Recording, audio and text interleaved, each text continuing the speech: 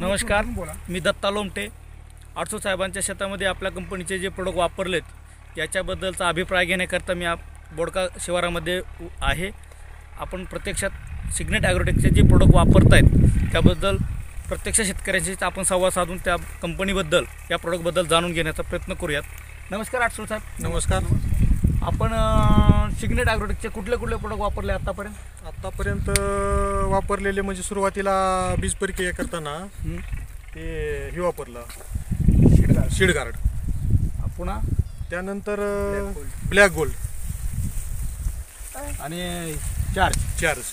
अच्छा, तूर ह्या पिकासाठी ब्लॅक गोल्ड कोणत्या अवस्थेमध्ये वापरलं होतं? ब्लॅक गोल्ड वापरलं होतं ते फुलं आणि कळ्या सुटताना.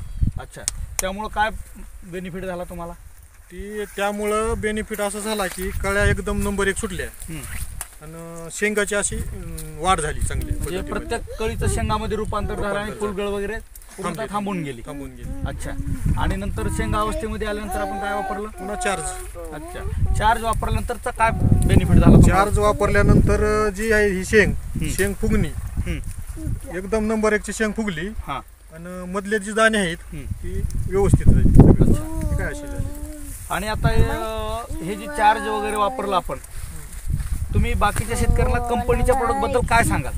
ही चार्ज ही जी आहे का सिग्नेट कंपनीचं तुमचं ही जी प्रोडक्ट आहे सगळे ही दुसऱ्या जी औषध आहे त्याच्या एकतर स्वस्त बी आहेत आणि रिझल्ट चांगला मिळाला मला ह्याचा.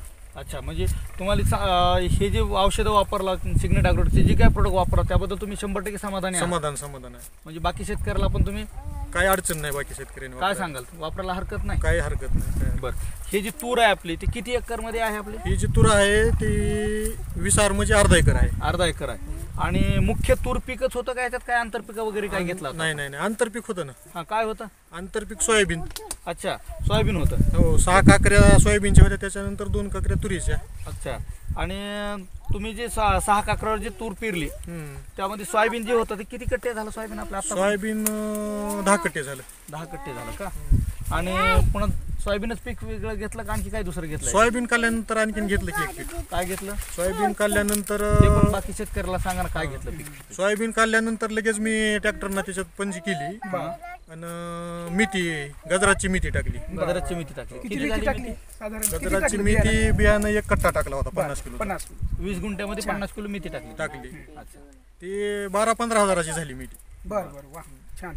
आणि येऊन त्यांनी आपण वगैरे प्लॉटला आले होते कधी? आलते 2 वेळेस आलते. म्हणजे तुम्ही त्यांनी केलेल्या मार्गदर्शनात आणि कंपनीच्या प्रोडक्ट बद्दल समाधानकारक आहे? समाधान. तूर जी आहे ती कुठल्या व्हरायटी? व्हरायटी जी आहे BDM 711. बरं. आणि एक तुरीचं अपेक्षित उत्पादन काय करताय तुम्ही 20 गुंठ्यामध्ये? 20 गुंठ्यामध्ये निवळ नाही बी म्हणलं तर 12-15 कट्टे होईल तूर.